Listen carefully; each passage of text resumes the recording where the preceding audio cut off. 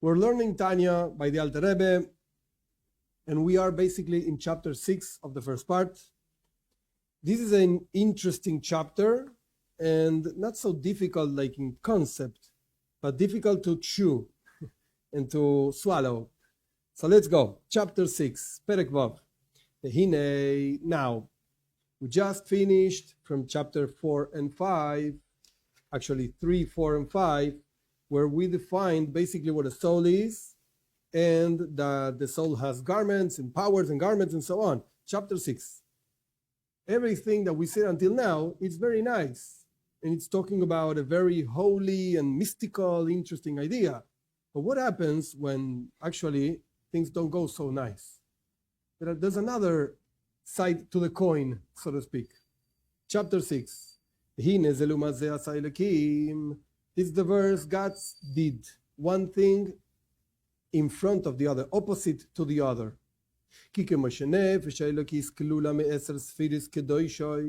Just as the divine soul is included, is formed, whatever, of 10 emanations, spheroids. Literally, sphera means like a brilliant thing, but whatever, it means an expression of God that we define in chapter 3. There are holy, kedoshos, and this soul is invested in 3 holy garments, like we defined in chapter 4. So chapter 5 was like some kind of, even though it's not true what I'm saying, 100% true, because the Alter Rebbe did not write this, but it's like a parenthesis. We explained the garments of the soul, understanding godliness, that's the thought, talking about God and doing the commandments that are about talking, like saying the Shema, that's speech, and then doing what you have to do, not doing what you don't have to do, that's action of the mitzvahs, that's holy garments. Kach, in the same way, chapter 5 was like a parenthesis explaining that the specific garment of learning Torah, in knowing Torah, and in pronouncing the words and so on, it's a very holy thing, it's very holy unification with God. Okay, that's like a parenthesis. And now we go back about the garments. The same thing happens with the soul of the other side. This expression, quote unquote, the other side, doesn't have to be misinterpreted, because the other side sounds that there are 2 sides. There's a side of holiness and a side of unholiness, or whatever that means. So how many gods do you have? I have a holy God and an unholy God. Chas v'shalom. God forbid to say such a thing. The other side, the Alter Rebbe is going to say it. The other side means anything that is against the will of God. And again, the Alter Rebbe is going to explain this very clearly. And what does that mean? Is there anything besides God? Is there anything besides God? The answer is no. There's nothing besides God. But God conceals himself, giving room for things that oppose his own will to exist, in order for us to have free will, to choose between good and bad. If there wouldn't be a situation of bad, what does that mean, bad? A complete concealment of God. That means bad, so to speak, evil. If there wouldn't be such a thing, we wouldn't be able to choose between good and bad. And one of the most fundamental fundaments of Judaism is we can choose. There's free will. There's free will. So there is such a thing as, quote unquote, the other side, sitra achra. I'm not going to explain this expression anymore because it appears so many times. But so one explanation is enough. It doesn't mean that there's another God. And it doesn't mean that there's a fight, like the Christian world thinks. There's a fight between evil and good, and sometimes evil wins and sometimes good. So how many gods do you have? 2, at least. Evil and God. No. There's no such a thing. God, and Alter Rebbe is going to say this, God gives sustenance to the evil side, the other side, to exist, and it depends on God to exist, and it's a complete, perfect servant to God to exist, as the Alter Rebbe is going to say it, in order for us to have free will. So let's move on. Same thing happens with the soul of the other side, miklipas noiga, that comes from this. Alter Rebbe is going to define this expression, as I'll translate in a second, between this chapter and next chapter. Klipas noiga, a brilliant shell. What does that mean, a brilliant shell? So let's move back a little bit, just to understand the structure. The Alter Rebbe spoke about chapter 1. We'll go back to chapter 1. Questions. Many questions. What's a Beinonim? Basically, that's the question, but many ideas behind it. What's a Beinonim? What's an intermediate person? And then he said, I'll teach you from the works of Chaim Vital, Kabbalah, that there are two souls. Oh, really? Yeah, two souls. One soul comes from, and Alter Rebbe said, Klipas Noiga, from this level that he's defining right now.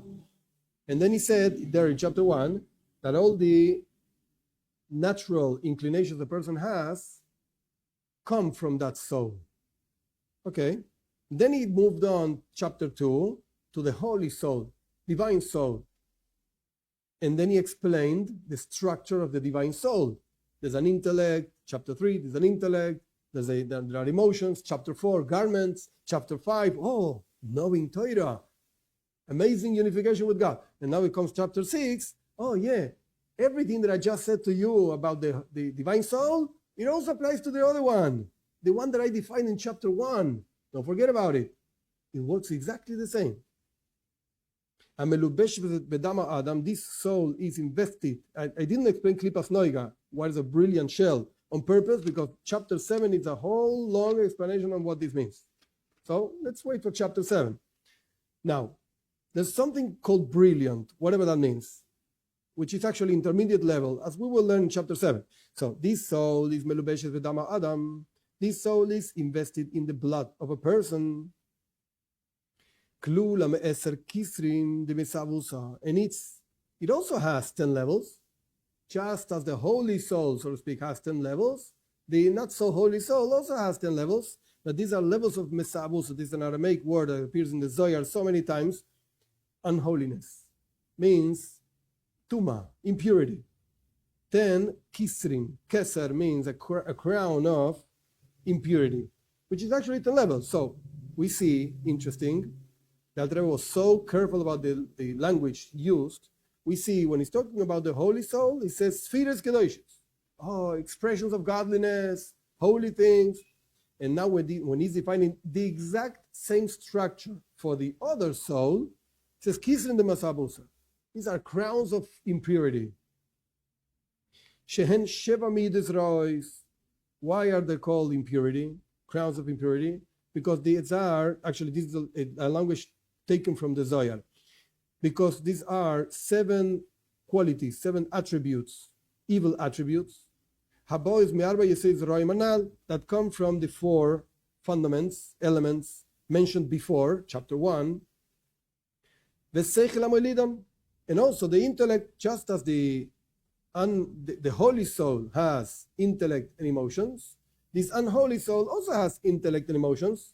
But pay attention, the Alter Rebbe said the other way around, emotions and intellect. When he was defining the holy soul, he says there's intellect and then there's emotions. And when he's defining the unholy soul, he says there's emotions and there's intellect.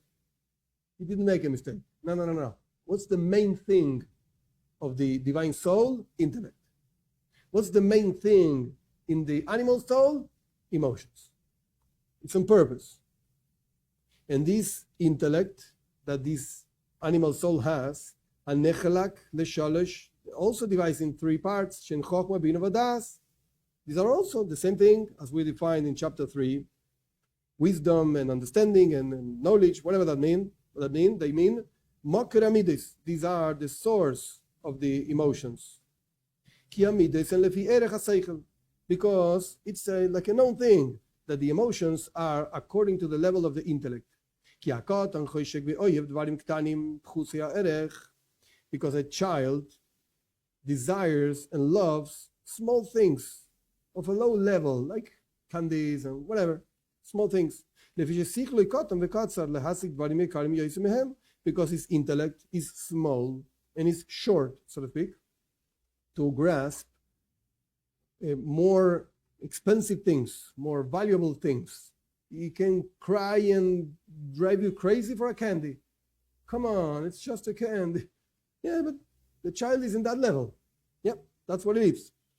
In the same way, the child gets angry. Miskayes, miskatzev is basically the same idea. for small things. And also the pride that a child has, it's a pride of small things. I know how to add 1 plus 1. Yeah, really? He's so proud. Okay, he's a child. What do you want from him? He's happy because he learned how to add 1 plus 1. The same thing happens with the rest of the attributes, emotional attributes.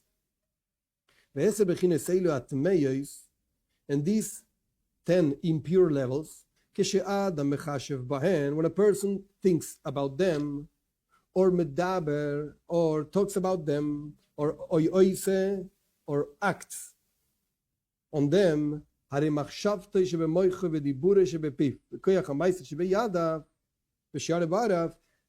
comes out when he thinks about this, when he talks about this, when he actually does something, comes out that his thought in his mind, and his speech in his mouth, and the power of action in his hands and the rest of the members of the body, the same word he mentioned before, they are called unholy, impure garments.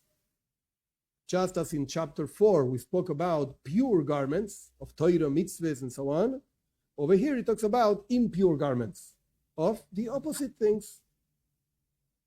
And these are garments to these are garments to something else. To what? To these 10 impure levels mentioned before. Shemislabshes bahen, these 10 impure levels of the soul, the intellect and the emotions of the other side, soul, so to speak, animal soul. They get invested into these 3 unholy, impure garments. In the moment that a person is acting, doing something that is not supposed to be doing, or is talking about something he's not supposed to be talking, or is thinking about something he's not supposed to be thinking. So these garments basically serve whatever is inside of them. And basically, we're not talking about transgressions. This guy killed somebody. Oy vey, you killed somebody? Yeah. Okay, that's a terrible thing. And God doesn't like it. We're not talking about only those kinds of actions. Like the Alter Rebbe says, translation, these are actually all the actions that happen under the sun. Everything, like people work and do things and whatever, you live your life like a normal person. All of these, if you don't do it in order to serve God, it's impure. I'm sorry. It's wrong. All of these is actually empty and evil spirit. And as it's written in Zohar and Beshalach, go look at there. What does it say over there?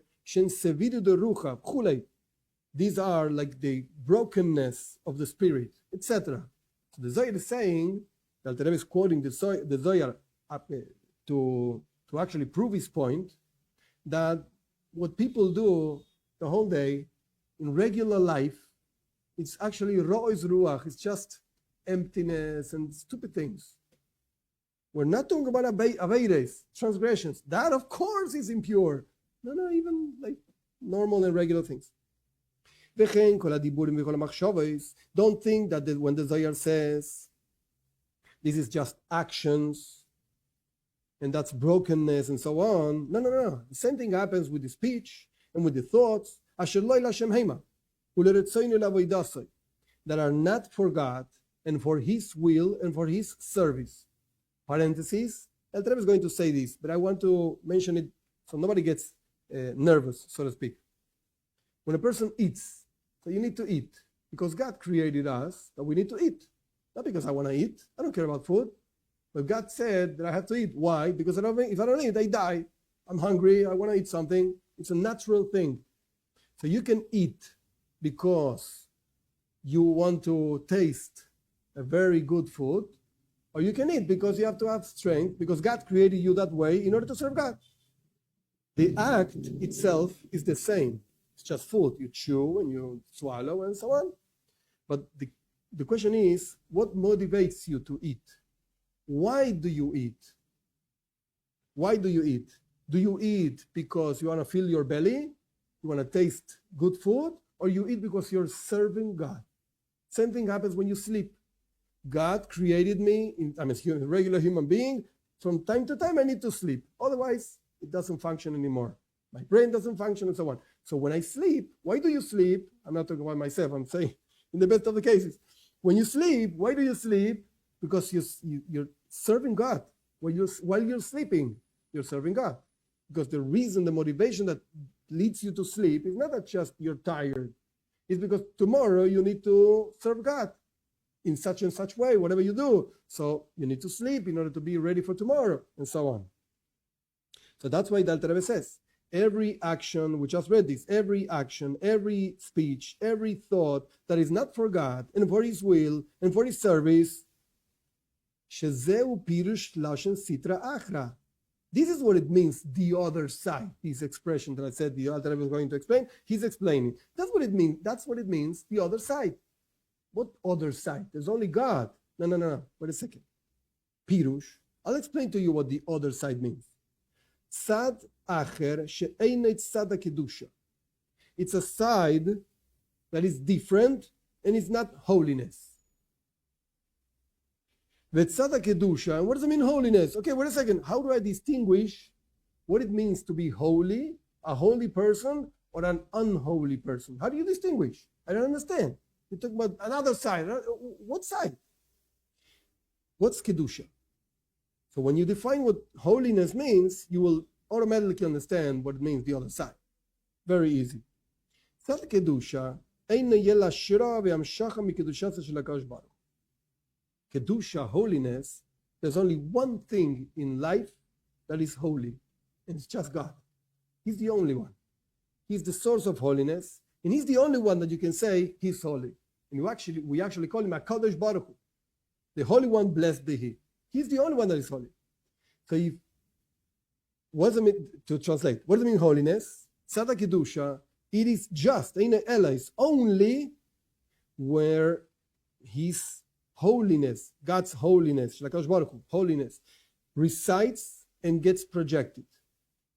Okay, so the Alter Rebbe is going like one step and another step, and I don't understand. First of all, he said, Sitra Achra, the other side. What does it mean, the other side? Oh, where it's not holy. Okay. What does it mean to be holy? It means where God is projected. How do you project God?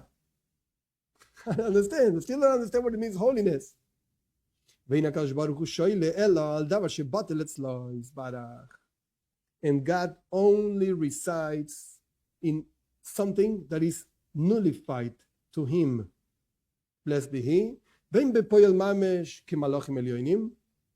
Both in a practical sense, like the supreme angels. They only do what God says and they're perfect and so on. They're nullified to Him, to God, in a practical sense, in reality. Or maybe in potential. What does it mean to be nullified to God in potential? Like any Jew down here in this world,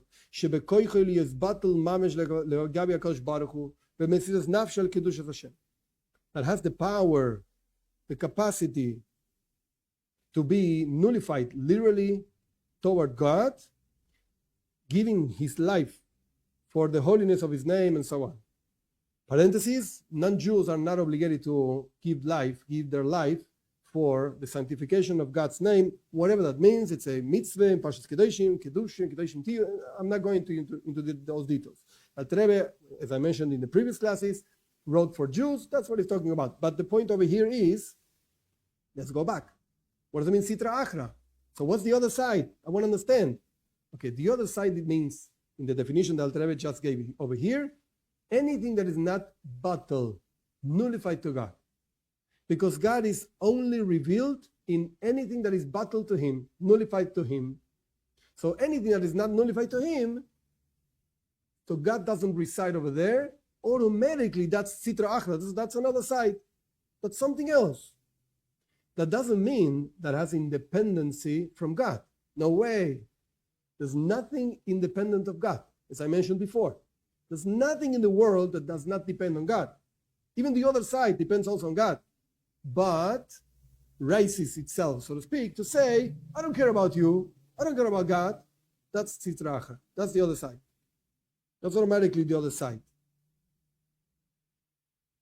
Velochen, Amr Razad. That's why our sages said, Shafilu echad sheyeshev b'isek b'toira, shchina shruya v'chule.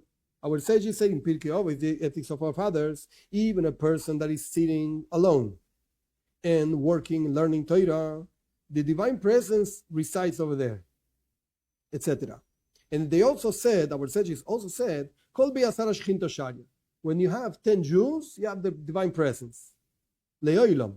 In any situation, even when they're not learning Torah, even when they're not doing anything holy, you have 10 Jews, divine presence over there. Why? Because they have, the Jews, in potential, again, the potential to be nullified to God. So God says, okay, I go over there. But anything else that is not nullified to God, blessed be He, rather, it's something separated by itself, at least perceives itself separated from God. Doesn't mean that it's really separated. It's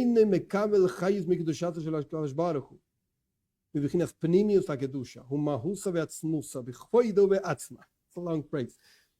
Anything that is not nullified to God, at least in potential, does not receive livelihood from His holiness of God, from the Pnimius HaKedusha, the most internal holiness of God, and the essence, and again, the essence and the glory in itself, and so on. So wait a second. You just said to me that everything depends on God. There's no such a thing as something independent from God. But that which is not nullified to God doesn't receive livelihood, whatever, from His Pnimius HaKedusha, the most internal holiness of God. So how is it alive? How does it exist?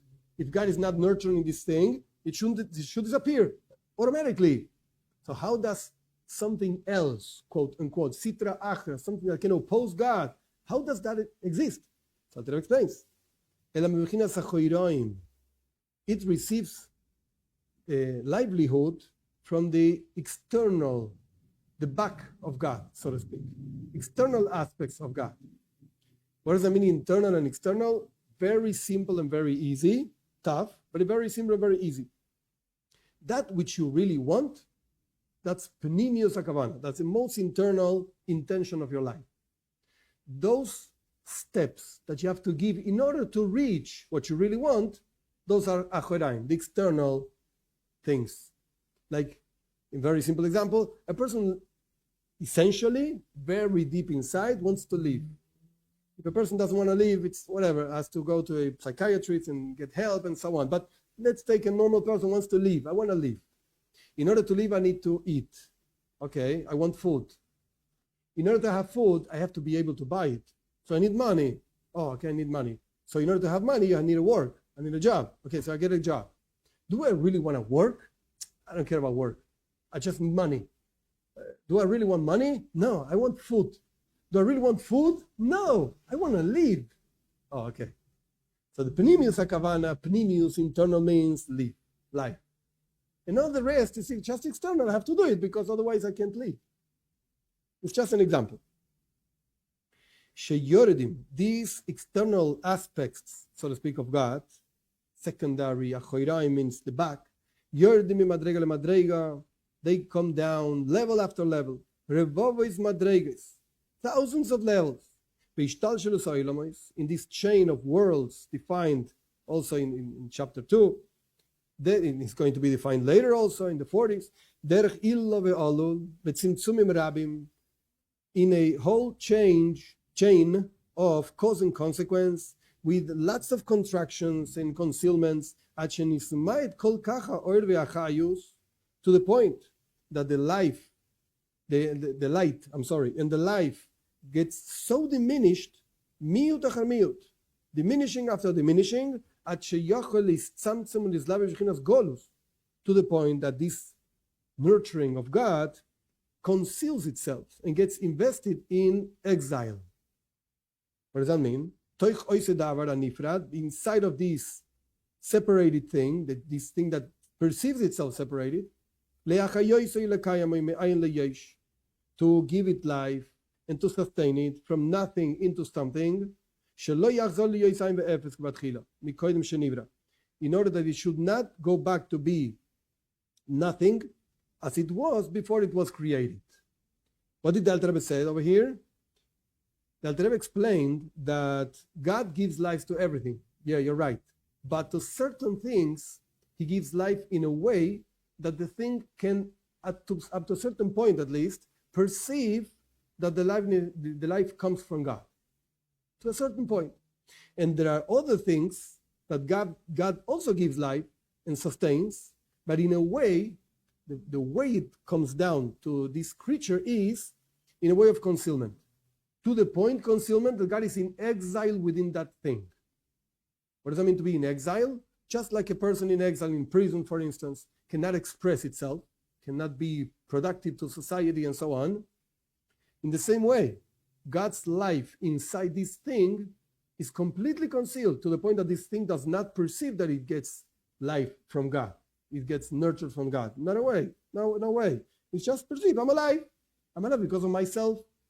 Actually, Pharaoh, the king of Egypt, he used to say, the river Nile is mine, and I did myself. I'm here not because of God. I'm here because I made myself. I created myself. I'm God. I created myself. Now, is God giving life to this thing, this person, while he's saying this? Yes. Alter Rebbe is going to say it. Yes. But this thing perceives itself separated from God. That's called Sitra Achra. That's called the other side. Not that, again, I repeat this, not that there's something else besides God. No. It's just God. Just one and just God. But this thing, God's life is so concealed inside of it that it feels itself separated from God.